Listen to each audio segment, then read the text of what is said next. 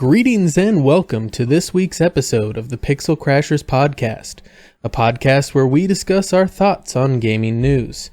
I am Angelus de Mortiel, together with Kev the Gamer. Hey, what up? MajorStupidity. What's up? And JurrasicJeremy is absent this week. Can I open the show with Xbox One? Yes. Like, literally, won Gamescom. It was amazing. Quantum Break looked amazing. Well, there's a whole bunch of stuff out of Gamescom that looked amazing, especially Microsoft did outrightly steal the show, not just with Xbox, but with Windows 10, with the whole, and their kind of cross-platform shtick that they're trying to push. Mm-hmm. Like, they're bringing Ark, Survival Evolved, PC survival, one of the generic PC survival games that's really popular right now, and they're bringing that to Xbox. Well, it's always was going to come to Xbox. When they initially announced it, they announced it for PC and PS4.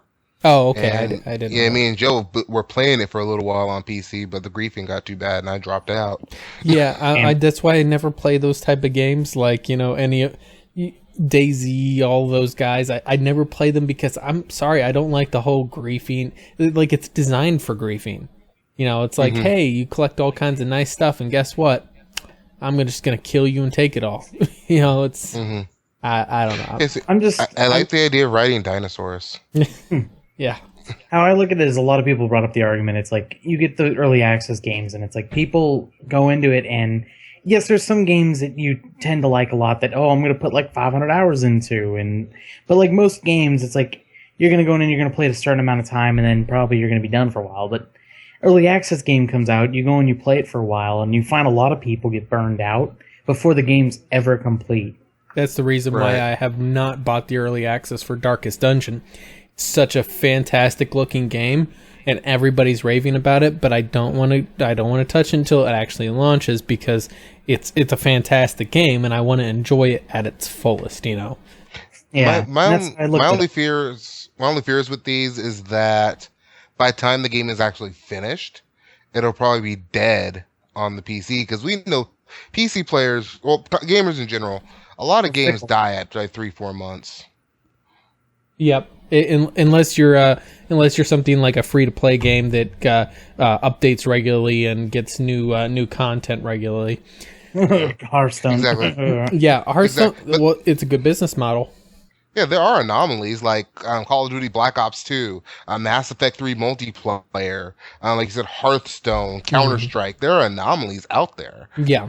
Battlefield, but for the most part, like a lot of people aren't talking about, like, for example, Mortal Kombat 10 anymore. I still think it's a great game. I think they just keep improving and making it better. The thing is that it won't talk about it until next year's EVO, which, if you guys aren't familiar, EVO is kind of the fighting game conference, right, where they have Street Fighter 5, Mortal Kombat, all of the different fighting games that are currently out, and maybe some of the previous iterations of those fighting games, and it's just a big tournament where everybody goes there and they fight it out, and it's actually awesome, and it's in Las Vegas too, so you can gamble your life away while you're getting your butt kicked by Chun-Li. Can I snort coke off hookers, though, off their stomachs? While you're getting your ass kicked by Chun-Li? Yeah, sure. And then Scorpion. I prefer Honda. And then Scorpion rips out your... well, let's just say you'll have nothing to do with the hookers after you snort coke off their tits. I love it. But any case... We're going to talk about games. Yes, Gamescom. So aside from Ark, which was a cool thing, I thought, but they just threw it out there. They laid all their cards on the table. They had Quantum Break, Homefront, Scalebound, Halo Wars 2. They just kind of just vomited everything up, praying to God that Germany bit on something and will buy some Xboxes. Somebody should, because I have both these consoles. Well, I prefer the PS4 as a console. But all the games are on Xbox. Yeah, well, the funny thing Xbox is raining games. If you noticed that they were cleverly trying to engineer their entire market strategy around Germans, which unfortunately put Homefront at kind of an awkward position, because Homefront's kind of the Red Dawn. It's okay, let's be honest. It's Red Dawn. in a video game form. It's, some superpower invades the United States, and the homegrown heroes, the corn-fed, nobodies, rise up and defend their country. It's Red Dawn, minus like Patrick Swayze on Earth. Yeah, it sounds like Gears of War on Earth. Yeah, but so that one's a little hard to pitch to Germans because they're the culture's a little bit different right. with their. Why would they care about? Oh, you're invading America. Big whoop. Yeah. Well, it's not just that. It's that while America, in all honesty, let's not get into that. In any case, though, Americans think they're the center of the world. No. Can I just point out how ridiculous the whole concept of launching an invasion, like a physical invasion of the United States, really is, especially from like a European nation. Like Red Dawn, it was like. More you parachuted in enough soldiers to just overwhelm you. It's like the logistics of that. It's like Back to games. Call of Duty. What was it? Modern Warfare 2, where the Russians invaded because they like. Well, there was more to it than that, though. Wasn't there a nuke that also got dropped? There's a bunch of stuff that built up to that. It still felt like.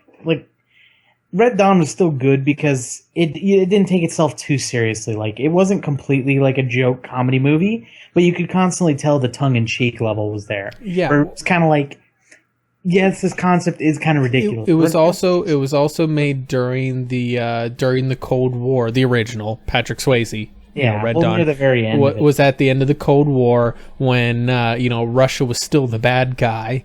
And when they remade Red Dawn recently with they went like totally straight up. Like, they went Korean for it because Russia's obviously no longer a bad guy, so now Korea has to invade. It was. I hated the remake because it was like, again, the tongue in cheek was gone. Like, it was totally straight up. Like, oh man, the Koreans actually have the capability to invade America. And I'm just like, bullshit.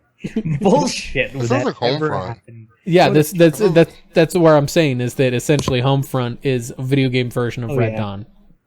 That's literally what it is.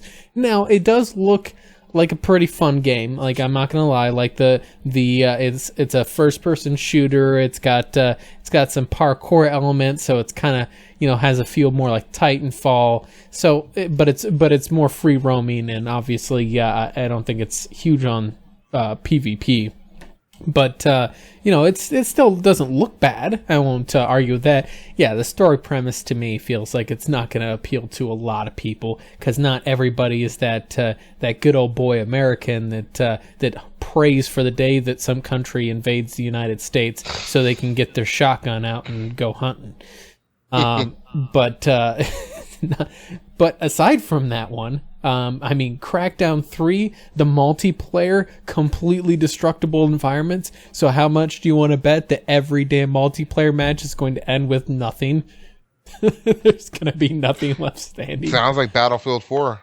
Battlefield 4 is already like that. Well, but Battlefield 4 doesn't have completely destructible environments, right? It's certain key buildings. But the Levolutions, those are the first things to go every match. Yep. Oh, this one in Crackdown 3, the entire map on multiplayer environments is going to be destructible. So it's going to end up every damn multiplayer game. You're going to end up with nothing but rubble by the end. See, just for that's kicks. What made Bad Company 2, like Battlefield Bad Company 2, that's what made that so much fun is you would play like those long, drawn out like rush levels. And it would be divided into sections. It's a very kind of like linear progression as you advance through the objectives. Mm-hmm. And so you'd go to a new area and it's like you got all these buildings and it's this little village built up or it's this small like settlement or something going on. And you have the actual buildings and everything's all set up. And then by the time the objective's gone or the time's run out, you've just destroyed everything. Yep. There's just craters and just shit is gone. And then it's like on to the next objective. And I enjoyed it so much. It was such a fun dynamic. Oh yeah, and I have a feeling that's going to be great. You're going to get like people that want to try to be snipers sitting up on the roof, and then guess that's what? My favorite part about that. That's we not could have used that on Flood Zone. It's not Flood Zone in Battlefield 4. Yeah, it's not going to last very long with a building that's going to collapse. Any second. Yeah. But or you try to hide in a corner, building just comes down on you. Yep. But my question, I'm skeptical about this. Like, I'm skeptical about the whole cloud gaming thing. Oh, well, I'm not saying it can't happen, but I want to see it in person, like in homes, because anything will happen in a controlled environment. Yeah. So the thing is firstly, what you want to look up is the kind of cloud platforms like software as a service, hardware as a service, which is what's being offered here, or infrastructure as a service, which is kind of being offered here. And I actually am very familiar with what they're offering, which is why every time someone would tell me that the PS4 was the stronger console, I'd be like, a PS4 versus an Xbox One. Technically, yes, you're right.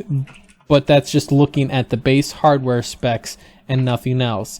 That's out of context. That's not the complete picture. The big thing is the hardware as a service model the Xbox is also pushing, which now they're finally getting around to. And I think this game, Crackdown 3, has an amazing opportunity of being a perfect demo for this. And I agree. It's going to be amazing technical. No, I love this because I love everything they're doing on Xbox One. Mm-hmm. I have both. Hell, I'm recording from my Xbox One right now. Yeah. On from Skype, but I lean more to the PS4. I think it's a little easier to use, but I love everything they're doing on the Xbox One, and yeah. I want to see Windows 10. I want to see all these updates. It feels like it just came out too soon. Yeah. And that's honestly, I feel like, yeah, they were trying to compete with Sony too hard. They kind of should have let Sony go first. There would have been nothing wrong with that. What they were trying to do is repeat the whole Xbox 360, because the reason why Xbox 360 really got a foothold in the market is because it launched first.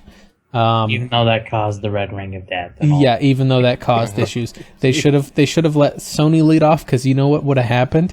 Had they not been so overzealous in their marketing, Sony would have gotten it right. Yeah, well, the thing is Sony would have probably announced some online DRM stuff, and then they would have been the one with the poo all over their face, because most people like to. Yeah, go ahead. My biggest problem with the online thing is, like, internet capability in the United States is still too inconsistent to support, like, all the things they want to push. It's like we're still in an issue where we refuse to stop letting ISPs like run this crazy monopoly here. Like, internet is still restricted by these big ass cable companies who, with their ridiculous dinosaur business models, who sit and hold on as tight as they can to their monopoly. You know, hopefully, the net neutrality actually forces them to update, but it only helps so much. Well, that and the fact of they're fighting it every bit of the way. Oh yeah, but the problem is, I think the mindset in America in general. Joe just explained every corporation in America, pretty thoroughly. It's every major corporation around the world. They want to maintain status quo. I mean, look at Capcom, Konami, and they're not good. No, I mean even beyond that, like, you have people who flat out will defend corporations. Like, the brand loyalty, in this world is too strong. Like, even think about, like, and I know I talk about this a lot, the fanboys. Like, the fanboy war is ridiculous. People who, like, I've met so many people who said, I'm just not going to buy a PlayStation 4. And I've seen the most ridiculous reasons, from, like, oh, Japanese people don't buy American products, or I've always had an Xbox. I'm saying these are, like, the ridiculous, silly arguments I've heard. Yeah. Well, and it's like people make up these fallacies in their mind as to why they should support a corporation and why the corporations are good for us when none of them are here to help us. We still have all the people on high, and we still have all the big businesses telling the American people, it's like, capitalism, it's the American dream. You can be rich someday, and when you're rich, do you really want all these people taking all your money to help the poor? It's like, you could be rich one day. And you have these people who are like drinking Kool-Aid who are like, yeah, I might be rich one day. I don't want them taking my money. Well, the problem is that, you get people that are spoon-fed that, not just by, well, I guess media is corporations as well. So it's like the corporations technically control of all the media. So, yeah, you run into that. And unfortunately, you'll run into one group of people that'll either say that, this is not everybody, but there are large groups of people. One group will say that if you don't believe in capitalism, you're a socialist, you're a commie. Like, it's a dirty word. This is McCarthy era. This is the McCarthy era Cold War, where people accusing someone of being a communist was like a death sentence. It's so dumb. Mm-hmm. It's like socialism isn't inherently any worse than capitalism. Like, they both have problems. Like, neither one's perfect. But the other group would be like, no, we shouldn't. The government should step in and control everything. I'm like, those both sound like the little guy gets squashed no matter what. So I think the problem with a lot of people is just a fundamental refusal to want to take the time to try and be open-minded and try to be understanding of other people's philosophies. Well, in general, people tend to be...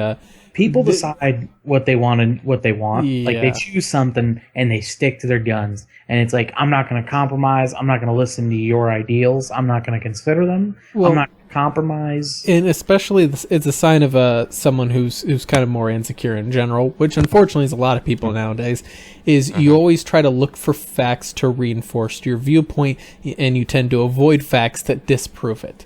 And let's not forget, when opinions become facts, a lot of people do that. Joe did it with Fallout New Vegas. I still fall victim to it. Like, if I see someone, everybody, I have to step back sometimes and remind myself. It's like, I do it a lot. Like those that are listening to us that might be on BSN as well. I've seen many occasions of me falling into the trap of getting into subjective debates and essentially getting agitated because essentially I'm being essentially stubborn and bullheaded. But let's bring this back around to games here. So we discussed Homefront and Crackdown 3, and let's go and talk about Scalebound. You guys get... Well, no. We'll get to we're saving the best for last there, Kev. Patience now. I'm excited. Like a kid on Christmas. But so Scalebound looks like this kind of cooperative, very pet-esque RPG type game where you're essentially this. It's got okay. Don't get me wrong. The game looks pretty damn good. But the moment whenever, like, this guy with a sword and shield hops off the back of the dragon, I'm like, all right, Dragon Knight, I can get behind it. And then he puts on headphones and, like... Those Beats headphones. Yeah, Beats headphones. And I'm like, oh, God, Japan, please stop. Were they really, See, I was even okay with that. But then when I heard him yelling and screaming through the fight, I'm like, dude, you just sound like a cocky American trying to be a JRPG. Stop. That completely turned me off. Yeah. Like, I'll probably mute the guy because the gameplay looks really good. Yeah, it does. And I just want to mute the guy. The mechanic of it, of essentially you're kind of working in tandem. Imagining you're instructing the dragon on what to do somehow, and then you've got like a transformation ability where he kind of armored up and transformed into this kind of scaly, demon looking thing and just started tearing into the dude. I'm like, all right, I'm liking this. It's kind of got spectacle fighter elements like Devil May Cry. It's got some good action RPG stuff from like Terra or Can we go back to not disrespecting Devil May Cry, because Devil May Cry is a lot cooler. No, I'm using that as the pinnacle example of a spectacle fighter. Like essentially juggling enemies up in the air, knocking shit around all over the place. Gets thrown out. Well, yeah, because Dante's cool as hell. Like, this guy is not cool. Depends on your version of Dante. I'm just saying the original Dante. The original Dante. The emo new Dante. Spectacle fighter was great, and I'm not even a big fan of the spectacle fighter genre usually. Metal Gear Rising: Revengeance. Can I just say how awesome that was great, especially if you check out Team 4 Star's Renegade for Life series. Vegeta playing as Raiden. It's so fantastically funny. That sounds hilarious. Because the game doesn't take itself seriously, obviously. Oh yeah. You talking Metal Gear Rising? So is it actually good? It's fun. It's amazing. It's cheap, cheesy, fun, and it doesn't take itself anywhere at all seriously. Exactly. I was gifted it a while ago. I just never touched it. Oh, it's very good. Like the gameplay is extremely solid, the mechanics and everything, and then like the story is just silly. Like it is just a silly, just fun. Like just it does not take itself seriously at all. I'm sure it's no more silly than Metal Gear Solid. No, Metal Gear Solid takes itself over seriously sometimes. The thing is, Metal Gear Solid has, like, it does both, I feel like. Like, there's a lot of meta jokes in the Metal Gear Solid universe. Like the cardboard box. Yeah, but it does represent usually some deeper themes. Metal Gear Rising, though, is just over-the-top ridiculousness. Like, wait until you see the final boss. Like, the final boss. Oh, God, yeah. The Nano Machine's son. Yeah, well, I need something to keep me busy until. It's a short game. I think that's the biggest problem with Metal Gear Rising. It is pretty short. It's just I love short games. So short. You finish it. You're like, I want more. It was so much fun. That's the thing, though, is that Scalebound does have a lot of those spectacle fighter elements that I love. It doesn't look like it's really taking itself seriously at all. Hence the, I've got a sword and shield, I'm riding in on the back of a dragon, then I throw on my Beats headphones and throw on some dubstep. It's, obviously it's not taking itself very seriously. I'd be listening to power metal. Well, yeah, I'm saying was it dubstep or was it like some kind of Japanese probably action? Some electronic. Yeah, it was something electronic that he put on. Like he threw on his headphones and starts kicking in the music, and I'm like, oh God.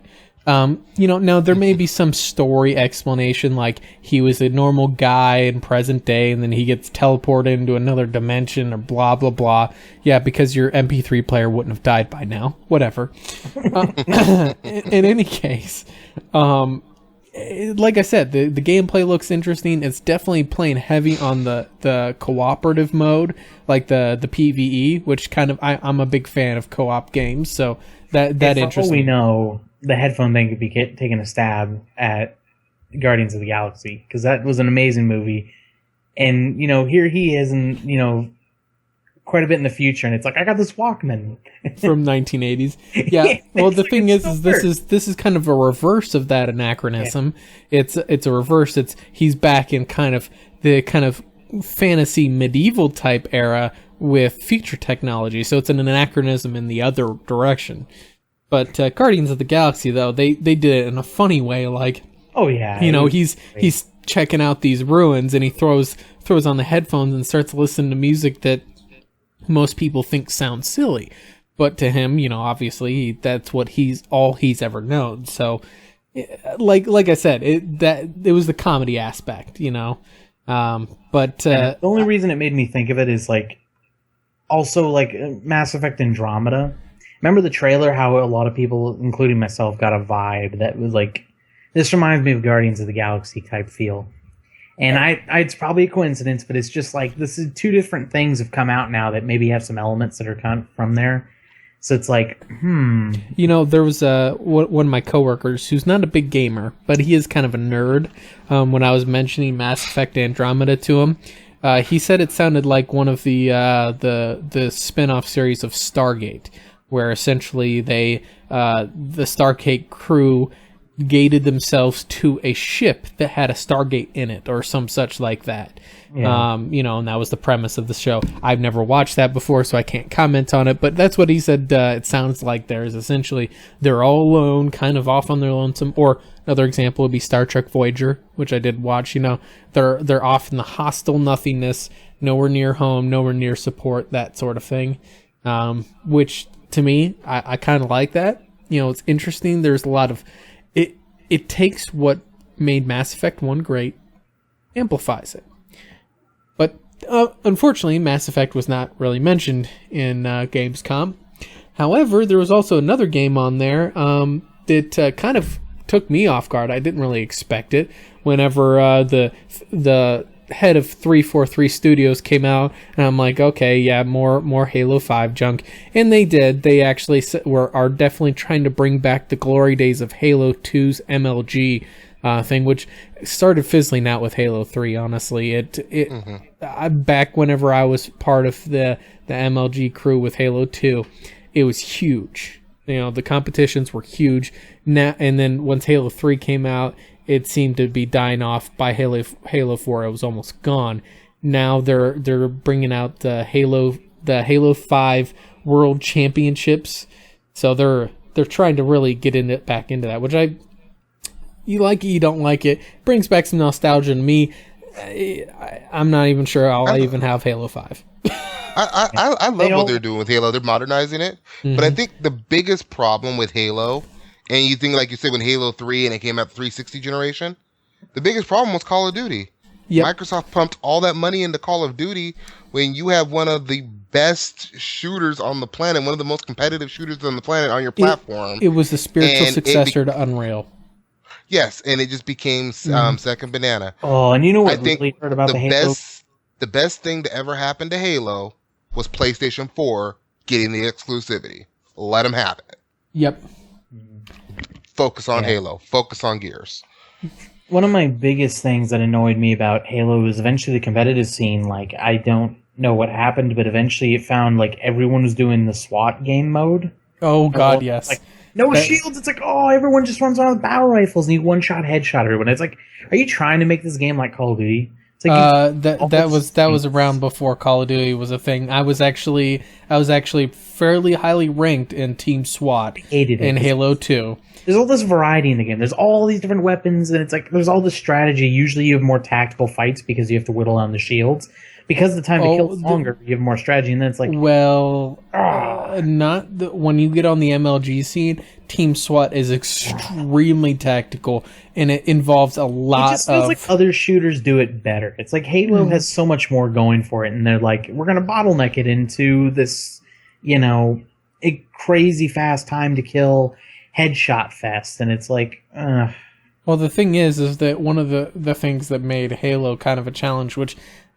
Me personally, it's just my opinion, but I'm not a big fan of, in Halo 5, was the addition of ADS. Because one of the things that kind of made the Unreal type game, the arena shooter... occasionally not having to bother with it. Like, a lot of games are like, you gotta aim down the sights. It's like, sometimes I like to just run around as fast as possible. And just... Yeah.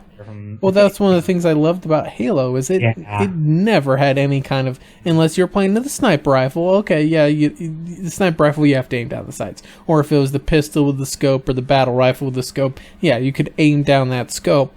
But the rest of the time, you were just straight up, hey, look, there's your reticle, fire at it. And my understanding is that it's kind of that way from people that played the Halo 5 beta. I didn't play the beta because I got rid of my copy of Master Chief Collection before it came out. Yeah. That you can ADS.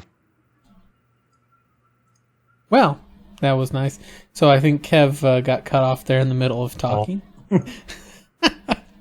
But yeah, like, it's probably because I'm far from a competitive Halo player. Like, I've always... Am I back? Yeah, you're back now. Okay, what were you saying? Okay, go ahead. Yeah. What I was saying was, in the Halo 5 beta, for people that played it, you're actually at a disadvantage to ADS, kind of like in Dirty Bomb. Yeah. Very much so described the same way, where you can ADS if you want to, but it's not recommended. You still should hip fire. It still encourages the hip firing.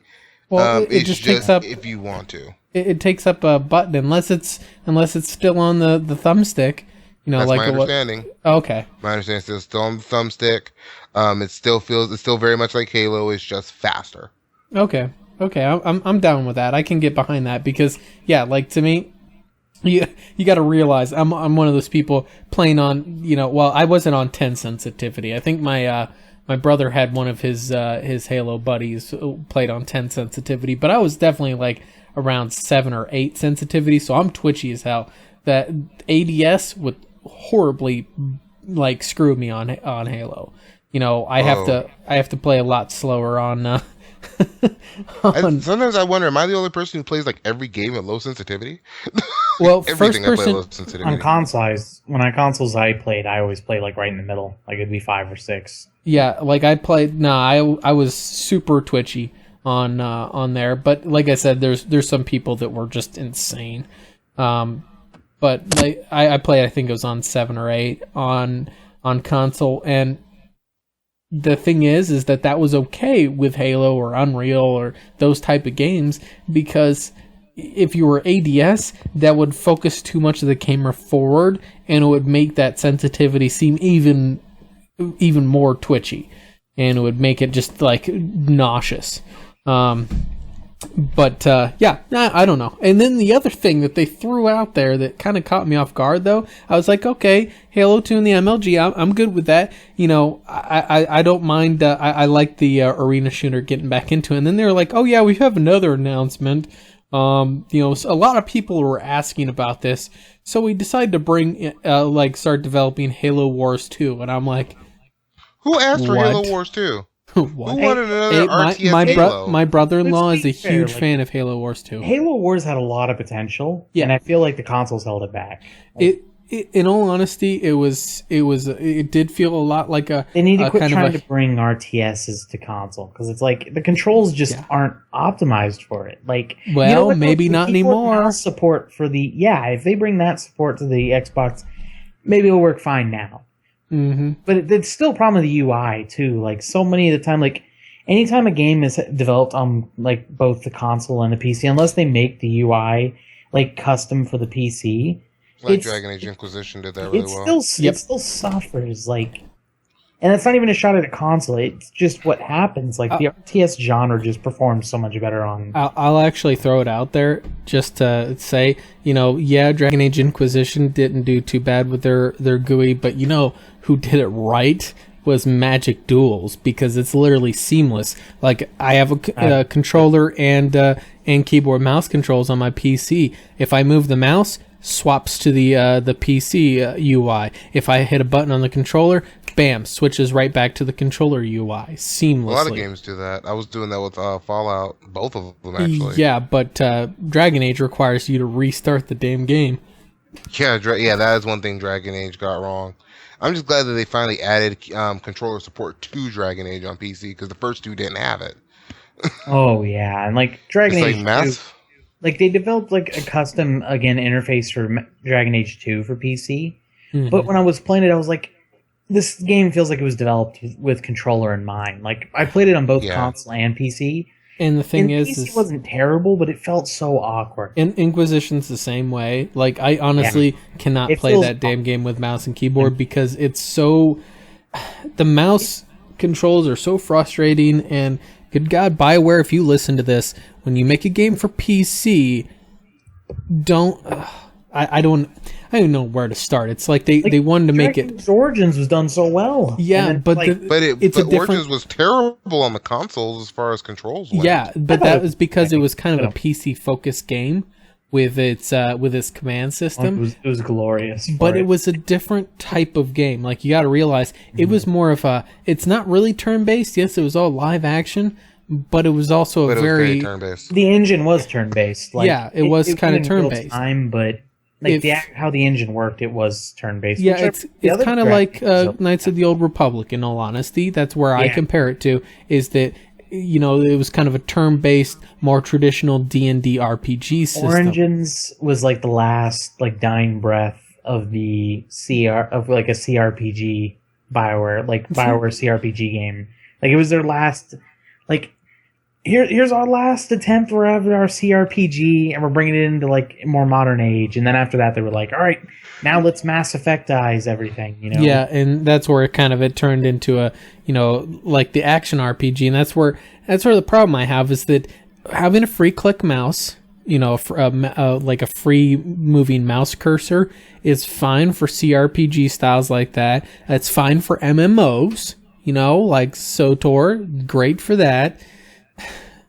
But for Dragon Age... You mean computer RPG? No, I can't remember what it stands for. CRPG is classic, isn't it? Classic. I think something like that. It's essentially kind of the Doom original Doom style, usually isometric. Oh, okay, I hear you. Something like Diablo, kind of. Yeah, Diablo. I can't remember. All those classic RPGs. Yeah. But in any case, though, it's usually, you click on items to pick them up. It's kind of like essentially what transitioned into the MMO style of having a free click mouse. And like Dragon Age 2 and Inquisition, I'm one of those people who likes both of those because I like the gameplay. Like, I just wish they would have kept the controls. Like, they were like, we want to bring the CRPG controls into the game. Yeah, for an action RPG. They're an action RPG. Yeah, exactly. And it doesn't work. And that's one of the problems I had with it. Now, they eventually patched in an toggleable mouse look. Essentially, you had to click a button to turn on mouse look, which would then lock the mouse movement to the camera, which is what it should have been to begin with. It shouldn't be a toggle. It should be, this is how it is. Now, on single player... That's what most games are. On single player, when I swapped it to TacCam, then give me the free clicky mouse. Cool. If I'm doing an AoE targeting ability, then make the AoE targeting, lock to the mouse movement. But don't... Yeah. Anyway, let's get off of that one. let's get... I wish more people would just develop for the it's okay to have games on PC and console. Yeah. But don't make the PC an afterthought. Don't make the consoles an afterthought either. Give them both their equal time and their equal treatment. Okay, fair point. There's things that work better on PC, things that work better on console. To give it a fair point, BioWare tried their damnedest, though. They did not give their PC port or their console port. They were straight up. They were developing both side by side. The controls, They didn't Watch Dogs it. I'm not saying that. It wasn't like Watch Dogs or Arkham Knight. It wasn't that bad. Yeah, no. It wasn't like Unity. It's just the controls. Black Flag. Interface. Yeah, it was. They had the thing is that they completely went a little bit of a different way with the PC controls, and it was just a bad design choice. It wasn't because they were giving parity to consoles or to PC. It was just that the direction they wanted to go with PC wasn't quite what they had imagined. That's all. I don't get how they develop Mass Effect, which on PC controls amazingly. I think it controls better on PC than on console. Yeah. But then they turn around and do this with Dragon Age 2 and 3. Keep in mind you're talking also the difference between the Unreal Engine and Frostbite, which Frostbite is becoming notorious for having some issues here and there. I will say that with the mouse, I take it. Not just that. There's just a whole bunch of technical sided issues that, like, if you notice, a lot of the Frostbite are having some weird interactions with game glitches and drivers. One weird thing is no game heats up my system quite like Inquisition. Like, holy crap, Inquisition makes my system run hot. You haven't played GTA 5. Or what about Battlefield 4? No, Battlefield 4 is fine. Battlefield 4 is smooth fine. As butter on my PC. Yeah, Battlefield 4 is amazing. Inquisition just for some reason just burns my system up. Like when I was on my 750 Ti, I noticed it. When I got on my 9, it ran a lot better. Like, it didn't get as hot for Inquisition specifically. But yeah, GTA 5, that push even at lower settings. That you hear the fan going on my 970. It makes it a bit warm. Warmer than I'd like. Strangely, I don't actually experience that at all. So, I guess you guys just need to spend more money on your systems. I have the weakest computer here, by the way. I got an i7 and 970. I was gonna say, I have the weakest computer here, so it's kind of a comical joke. I have been meaning to get another system fan in mind, because you should see my case. 2 slots for a 140 millimeter fan, but the case only came with 1 installed. So right now there's just like this. You can see where it's supposed to mount on there, and it's just there's no fan there, so it's just like this grate sitting there, and it's and that's just so empty. That's a dust suck is what that's called. Oh yeah. But in any case, now let's get to Kev's highlight of the day here, which is Quantum Break. Amazing looking, like, third-person shooter with the unique time-bending aspects where you can freeze time, you can kind of quasi-teleport short distances by speeding yourself up, and it looks fantastic. And it's got that one guy in it that I can't remember his name. And it's coming April 5th. Like, this is one of the main reasons why I still have an Xbox One. Mm-hmm. Like, isn't going to be on Windows 10 though too? It's going to come out and it's going to bomb. I don't know. It's I forget it's going to be Watch Dogs, by the way. It probably will be if it comes from Xbox to PC. I wouldn't doubt it. But yeah, Remedy Games, they're known for porting a lot of their games to PC, so it wouldn't surprise me. Well, I know the big thing. Microsoft is being big on marketing the whole. Like, and by the way, just to clarify the couple of the announcements, in case anybody didn't know. First of all, they did announce at Gamescom that they're going to be start slowly introducing a project where essentially if you buy a game on Xbox Live, it's transferable to your PC or your Xbox One. However, right now, that's starting off with some DLC, some in-game items. No games that you buy right now are going to be transferable. Right. I wouldn't surprise me. I think Killer Instinct will probably be the first one. Maybe. I'm not sure. It's going to be Fable. Something first party. Fable's already announced it. It's free to play, so Fable won't matter. Well, so is Killer Instinct. Killer Instinct's free? It's free to play. They rotate characters out like League of Legends, and you can buy whole season passes and you get all the characters. Damn. For that season. Color me impressed. That's a very interesting tactic for a fighting game. I like that. I love it.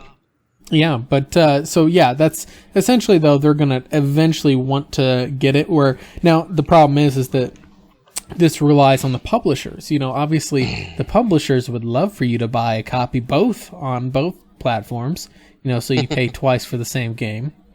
Right. So Microsoft has to do a little convincing, especially to publish notorious publishers like Activision, who EA. Well, no. See, the thing is I actually disagree with EA. I think the EA would be far more happy to comply with this one because it would get them more sales overall. They would see the big picture because they've actually EA has already done things like, for example, if you own the PS3 or the Xbox 360 version of Dragon Age, all of your purchases, your DLC purchases, transfer to the newer platform if you upgrade. Activision been doing that with Call of Duty. Have they? I haven't seen that. They did it with Destiny.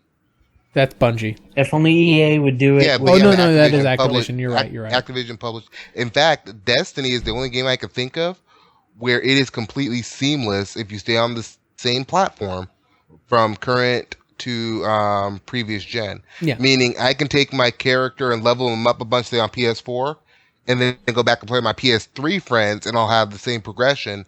And just keep jumping back and forth. Yeah, the thing is, I think would let you do something like that with PC. Like I remember Battlefield 4. It's like buy premium on the old consoles, upgrade to the PC version. It's like you got to rebuy premium. It's like they did that even going from 360 to X1. They wanted you to buy it again. Yeah, and I think I think all of them are gonna try to get away from that. And the reason why is because they're trying. Obviously, they want you to upgrade to the new systems. They want you to get the new tech.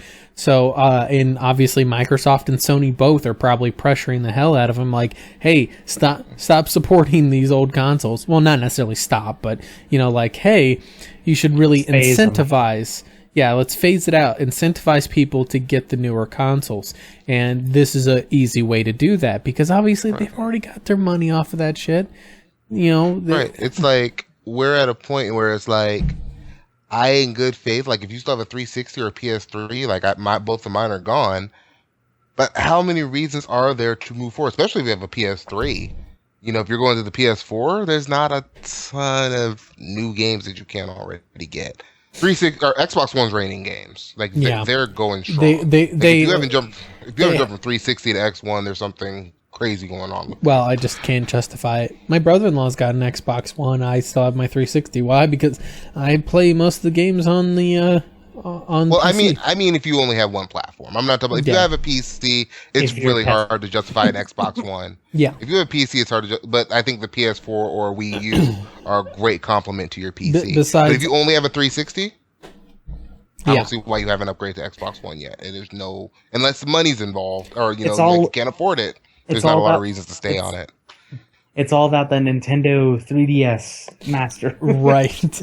Hey, the 3DS is amazing. Yeah, Nintendo owns handhelds. Let's be honest there. Right.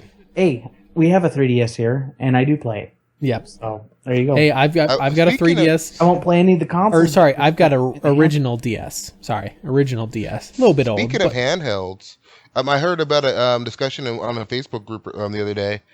About handhelds and what Microsoft could do with one. I'd love to see them maybe make like Surface and Windows Phone kind of like their handhelds. Yeah, and they have a unique opportunity because now Sony does have smartphones, but Sony tried the gaming smartphone thing with the original Sony Xperia, which actually had like kind of a little slide out PS Vita like controller. Like, what was that? There was a form of the Vita that they had, or not the PS Vita. What was before the Vita?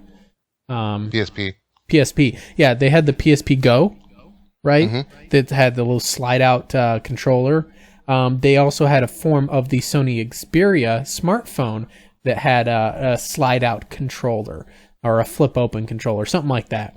And it bombed. Like, it was not a very good implementation. I think if Microsoft got together with NVIDIA, for example, really tried to harness the Shield platform, because the Shield is actually still, like, there has been some recalls on the Shield tablet, but right, if you have one that was with a particular battery that overheated. Yeah, it was I have the Tegra Note, which is the last version before that. But if you have the Shield tablet, after you get your tablet recalled and you get your new one back with the new battery in it, it's actually one of the that and the little handheld Shield thing. They're really good gaming platforms for streaming from a PC. And honestly, the one downside to it though is that they're pretty much all about just the NVIDIA game stream. If Microsoft found a way to kind of get together with NVIDIA and make some games for that platform, like, for example, Fable, good example. One of the things that people are talking about with Fable is, like, hey, having the PC player being the evil guy that's the asymmetric fighting, so he's the single guy by himself, and then you get 4 guys on a console in the next room all playing the heroes trying to take him down. And it's like, yeah, I could see that, maybe if I'm on my tablet, whatever. I don't see how this benefits Microsoft. Like, it benefits Microsoft more to do that with Surface or to do that with Windows Phone. What I'm saying is NVIDIA, like getting together with NVIDIA, maybe integrating some NVIDIA stuff into some kind of Surface solution. Problem is that unfortunately they're heavily in bed with Intel on the Surface venture. You mean AMD? Is it AMD? Oh, no, I'm thinking Xbox. Yeah, the Xbox and the Xbox is AMD, but the Surface. No, I'm pretty certain the Surface is Intel. Oh no, it's about both consoles. Oh yeah, the Surface might be Intel. I don't know. No, Surface is using an Intel. I can't remember the name of the chip. an Atom processor in it. Which is, it's beastie. Don't get me wrong, but let's be honest. Intel's Atom doesn't hold a candle to the NVIDIA Tegra K1 processor when it comes to gaming. It never will. Because what does NVIDIA do for a living? They make graphics cards. So their mobile solution, of course, is going to be better at gaming. And even my Tegra Note is still, it's got a Tegra 4 in it, and it's damn strong with gaming. Speaking of, and going back to kind of what they could do with the handheld format, one thing I don't want to see them do is copy what the Vita did. Yeah. Because the Vita tried to take like the whole PlayStation experience, put like an 80-hour RPG on a handheld. Yeah. That doesn't work. No. No, you want it to be like little 5-10 minute experiences while you're on a bus ride or you're in a taxi or, I don't know, you're waiting between classes if you're on a lunch break. Something like that. Something really quick, waiting in the doctor's office. Mm-hmm. Like, you don't put an 80-hour RPG on a handheld. No. It doesn't work. But, I could see them doing that, but they have to buy their time for that one. Let things happen slow. But, aside from that, there was a few other announcements from Gamescom. Most of the stuff is nothing particularly new. Like from EA, they threw out some stuff about Battlefront with the Fighter Squadron mode. Yes, despite the name, it's not actual space combat. Go figure. They're probably saving that for a DLC. I'll just throw that out there to get more money out of you. They said there's not going to be any at all, and people were livid. But honestly, I don't think Battlefront's going to make it through the DLC. I think, honestly, as far as shooters go this holiday, it's all about Call of Duty. It's all about Halo. If you're not playing one of those two this holiday... Well, we'll see, because essentially... Battlefront is kind of like the Battlefield of this current lineup. There's not a Battlefield 5 right now. There will be eventually. Flop just as hard as Hardline, if not harder. Hardline was horrible. I liked Hardline, but it just wasn't. Steam ahead of gotta pop out that game every year. Yeah, well, so is Activision. It doesn't need to be a Battlefield clone to do it. The difference is Activision has 2 studios working on Call of Duty. 3. Oh, 3? No, because it's Sledgehammer. Infinity Ward's technically been replaced by Sledgehammer, haven't they? No, Infinity Ward is still another one. Advanced Warfare is the new studio Sledgehammer. This year they're doing Treyarch again. Then they're going to go right back to Infinity Ward. Oh, 3 different studios, all of them could be working on different IP, and it's like, we're going to dedicate all of them to Call of Duty. Well, it's because it's the Call of Duty franchise money machine. But anyway... And then the big announcement EA put out that was new, The Sims 4. Because I know The Sims 3 was such an amazing, horrible game. Sims 4 already came out, didn't it? Or maybe it was a Sims a year 5. ago. It's probably DLC. Or DLC. Something that's like, does Sims anybody actually still play those games? Actually, it sold really well. Really? Sims 4 sold it was crazy. such a bad game. Sims 3 or Sims 4 that was really bad? I thought it was Sims 4 whatever bad.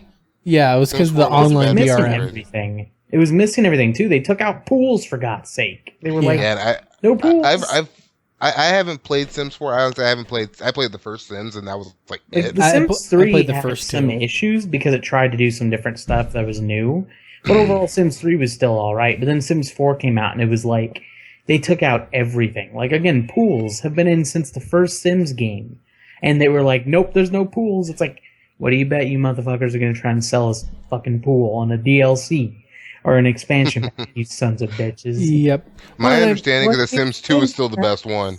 Yeah, Sims 2 is the most solid, I think. Yeah, because you can get abducted by aliens. Sims 3 tried to do some stuff new that didn't work as well, but Sims 3 I think was still pretty solid, and it did some things better than Sims 2.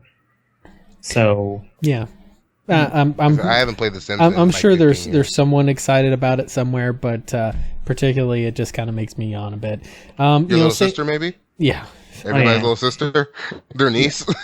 I mean, don't get me. I'm more excited about the new Need for Speed because I actually liked Underground 2, and I kind of like the look of the new Need for Speed. Even though always on online DRM. I don't care. My computer's always connected to the internet, so I really don't care. But Forza's coming. Forget Need for Speed. Forza also looks great with their simulation grade slippery racetracks, which, by the way, harkens back to the days of the Gran Turismo on the PS2 that I remember that had pretty damn good handling physics. If you were on a wet track or what have you. That game was so underrated, but it was so great. Oh yeah. Forza. If you're not playing Forza, you're not on Xbox. Forza. Well, yeah, I wonder what you're doing with your life. Yeah, well, if you're on PlayStation, then Need for Speed, or if you're on, PlayStation, and Need for Speed's the way to go, because that'll be cross-platform. Just don't go Drive Club. Yeah, Drive Club Drive Club is a beautiful game. I played, I think the precursor to it, which was Midnight Club. Wasn't that isn't that Rocksteady Drive Club? No. Who's that? That's a whole new studio. Like Drive Club is first party. Oh, okay. Yeah, no, when I played Midnight Club, that game was kind of an indifferent take. It was competing with Underground 2 and that sort of thing. And it was unique in the fact that it had motorcycles in it. That was about it. Drive Club, the problem with Drive Club, it was too bare bones. Mm-hmm. It's a decent driving game. The handling was terrible. I think if I had to say one thing, like handling the cars is terrible. It looks amazing, But it doesn't encourage. At least it doesn't encourage me to come back like Forza does. Yeah. Like I still play Forza 5 from time to time, and I've had it for almost 2 years. But let's go ahead and try to cook through as much more of these announcements as we can here, because it is we're starting to get close on time here. So yes, Microsoft just took up like 45 minutes of our time here, so which is all good. Well, they're the big deal. They're the top dog. They definitely did it. But then we also had more Garden Warfare 2. Mirror's Edge Catalysts. There was more announcements about the new Star Wars Knights of the Old Republic, just the Old Republic add-on Knights of the Fallen Empire, which I'm not going to lie, I'm a bit excited about that one. I still want KOTOR 3. That's, in all honesty, this is kind of going to be the closest you're probably going to get. I've had some people that were kind of sad about to not having a KOTOR 3, and there possibly could, because there still is some time between the Old Republic and KOTOR 2. There was some time elapsed there, but the chances of it happening are pretty slim, because it's just for someone. A lot of us who are just like, I have no real interest in an MMO. I've just never. The truth is mechanically, there's not a lot of difference between KOTOR and the Old Republic mechanically. I tried out the Old Republic, and I didn't think it felt the same. Yeah, like to me, I'd rather have KOTOR. Like I literally, and I'm trying to get KOTOR 2 since they did that big huge update with the officially using. KOTOR 2 is awesome, and also developed by Obsidian. Yep. Oh, don't get this guy started. It's Obsidian fanboy, but I bet you he didn't play Stick of Truth. Yes, I did, and it was amazing. I played most Obsidian games. I even tried out Alpha Protocol. Which I still haven't tried that. Narratively, it actually is really good with a narrative, but mechanically, the game is so wonky. Yep. And then we also had, I think, Square Enix was mostly about the Final Fantasy 15 and Rise of the Tomb Raider. Deus Ex, Mankind Divided. Oh yeah, they also had that in there too. Did they show any Kingdom Hearts? I missed their thing. I didn't even know they were there. I don't know if they did or not. That's they might have. Sony might have been holding that back. I don't know. I just remember seeing stuff about Rise of the Tomb Raider, Final Fantasy, and then I kind of tuned out. That Tomb Raider looks amazing. Like, it does. I saw the Microsoft gameplay clip they did. Laura Croft with the knife. Yeah. Whoa. She goes like she's like solid Snake mode on the on those guys. I'm like, okay, all right, now we're starting to get back to it. It's still let's be honest, still going to be the Falling Simulator 2015 or 2016. We all know that. Like I'm at the point now where I'm like, okay, do I get this or do I get Fallout Day One? Like I was Fallout all the way. Now I'm like, this Tomb Raider looks kind of hot. Yep. They're all going to be great games. Like now, Bethesda obviously was talking more about Fallout 4. I know Jeremy was making a comment about how he's not too thrilled about the lack of level caps in Fallout that was recently announced. I hate it. Yeah, well, I don't know. We'll see how it works out. It just feels like something that's going to lead to them implementing something like Skyrim's leveling system, and it's just like, these games need a level cap. Like, Fallout 3 had a big problem, and Skyrim 2. Bethesda loves to just make your character overpowered. It's like specialization. What's that? You know what? I don't care. My guy in Morrowind had, like 5,000 strength, 5,000 endurance, or whatever it was. That's what made games like Dark Souls 2 and like New Vegas so good, is I can keep going back because I love just making new builds. Like, I love having to restrict my character to be a special. Well, that's the thing, is that I actually enjoyed that a lot too, and I do enjoy a certain restriction that requires you to be creative with it.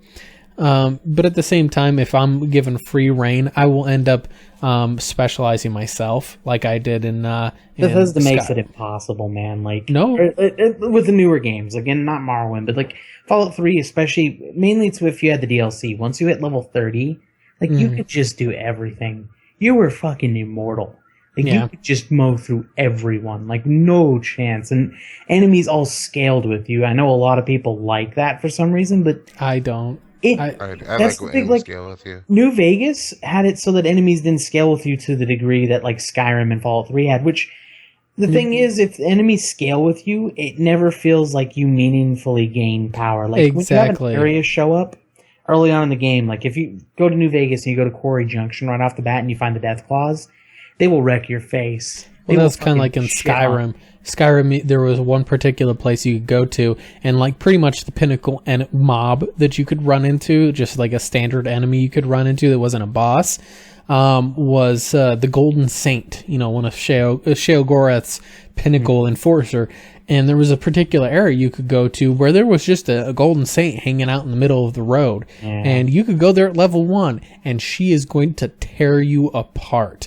Like, no even joke. She's like running around with, I think the gear she might have had on would have been leveled. So I think that might have been like lower level. Yeah. But she's still super tough, you know.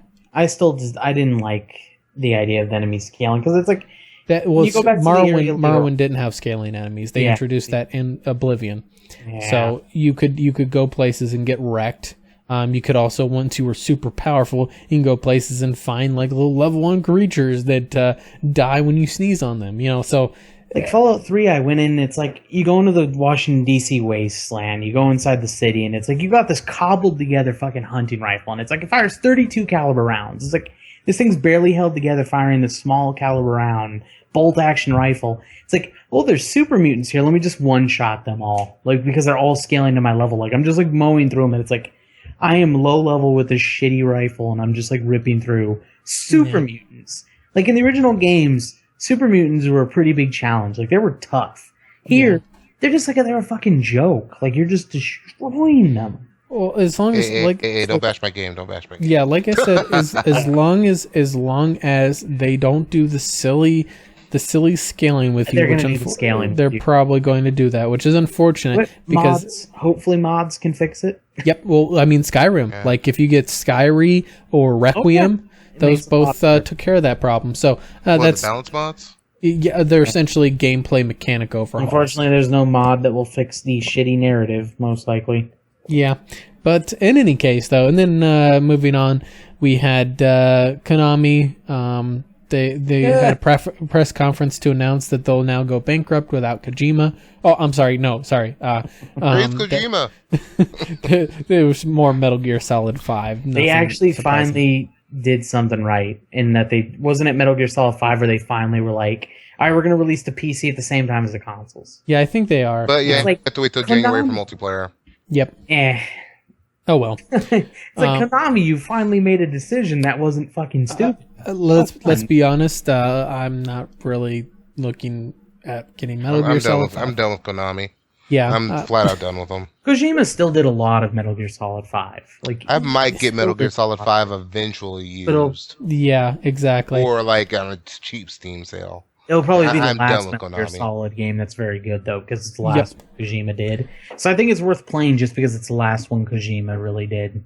Yep. After this, though, it's like, nope, no more. And then also we had Ubisoft was showing off some of the kind of duality in gameplay using the guy or the girl twin in the gameplay, which I think is kind of cool. It's harkens back to there's another game that was doing something similar to that. I can't remember offhand, but it's no, I'm sorry, it's the new Dishonored. Dishonored 2 is also doing something similar, where using Corvo versus early Emily. On, you actually you get to choose between them, and they both apparently have different like skill sets and powers available to them. Which exactly. And essentially, in Assassin's Creed Syndicate is going to be somewhat similar. Although I'm pretty certain in Dishonored the difference is I love the original Dishonored, man. Oh no, and the second one looks great too. Yeah. And essentially the difference between the two, comparing the duality of those, is that Dishonored, I believe it's the whole story you play as one or the other.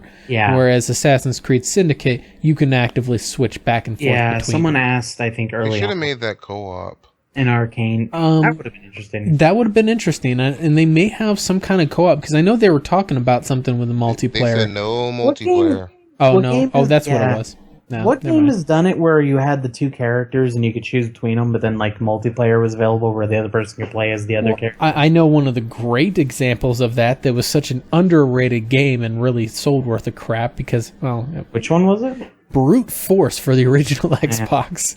I don't know that game. I didn't have the original Xbox. So essentially, Brute Force was this kind of, was a cheesy. I was like 7 when it came out. Yeah, it was kind of a cheesy, over the top third person shooter. But essentially, you had a 4-man team, and you had your techs, with two Gatling guns, and then you had some chick that was a synthetic sniper. You had some chick that was like kind of a stealth, get up behind people and gut them. And then there was another guy, and I'm trying to remember who it was. It was, I don't know. In any case, though, each had their own unique abilities. And now when you're playing single player, you could actively switch back and forth, position your team, move them independently or all together. But you could also have local 4 players, that would, you could move independently and have different things. But let's quickly wrap this up here, since obviously we've pretty much gone the whole time about Gamescom. I think we've covered just about everything. Yeah. There were some other things that went on, like congratulations to Evil Geniuses for winning Dota 2 International. I don't know if you guys caught that, but they were amazing. Those guys were great. Yeah, you gotta watch something when you're at work, I guess. But in any case, though, so we'll kind of wrap this up here. We'll go ahead and give everybody some closing statements, and then we'll wrap it up here for the night. So go ahead, Mr. Joe, and give us your closing statements here.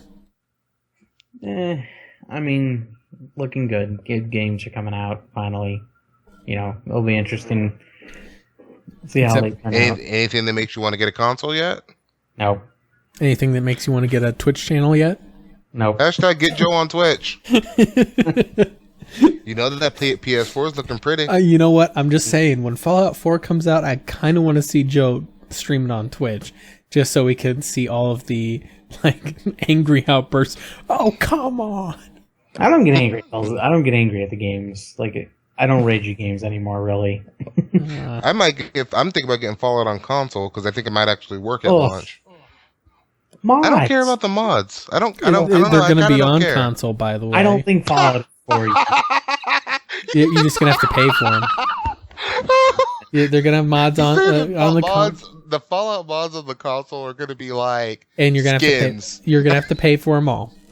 When I think of a Bethesda game on console, it's like Skyrim on console without mods. It's like, I just threw up a little bit in my mouth. Why would you want to play that? My problem is I fear getting a Bethesda game at launch on PC. I've never gotten I get this Wolfenstein count as a Bethesda game at launch on PC. It's the only one I've ever got on launch at PC. Kev, just think about what you're saying, because this counts as your closing statement here. That you're a peasant who's like, I could live without. Yeah. I also don't use a lot of mods, so it doesn't make a big deal. But anyway, check me out. Of course, at officialwegamehere.com, Kev the Gamer. You can search me on YouTube. I beat Fallout New Vegas this week because Joe's still hating on Fallout 3, so I had to beat Fallout New Vegas just to prove that 3 is still the better game. You didn't do any of the side quests. Man, if you can't make me care about the side quests and the main mission, then the side quests are irrelevant. Yeah, which is something that Witcher 3 does a lot better. Yes, The Witcher 3 does it amazingly. Mass Effect 3 does it amazingly. Dragon Age Inquisition, even Dragon Age 2 New Vegas does it well. I'm going to throw it out there. Inquisition. Rush through the main quests. Inquisition doesn't make me care a whole lot about a lot of the side quests.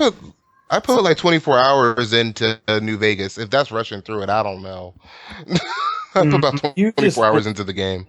I mean, you just went through all the main quests. The side quests. It gave me no reason to do a side quest. You're supposed to do them to become.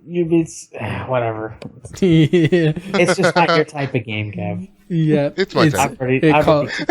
He needs those quick, cheap throws like Call of Duty. I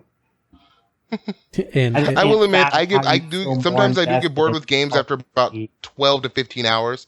12 to 15 hours, I'm like, okay, let's wrap it up. Yep. Unless it's a game that just hooks me. And Fallout New Vegas World didn't hook me like that. Here I am at It didn't make. What yeah, no, you got 500 hours. You have 500 hours. Yeah. On PC. That's not even counting the 600 hours on console. Yeah, and that's the thing is that there's some games that do make me care about the side quests a bit more than others. The side quest lines in Elder Scrolls games tend to hook me pretty well because they're like full quest lines. You kind of get invested in those as a separate storyline. But say Inquisition, to be honest. It just seemed too much like it was a checkbox as opposed to, you didn't feel like there was any real reason for you to do Honestly, this. the only thing that kept me hooked in Inquisition was gameplay. Yeah, it was great gameplay, and getting the shards is just it's tedious. It's grindy. It doesn't feel like there's any real benefit to it. I don't, no boss battles get unlocked in each of the rooms of the temple when you're collecting the shards. I really like some of the side quests more than I did the regular quests. Some of them.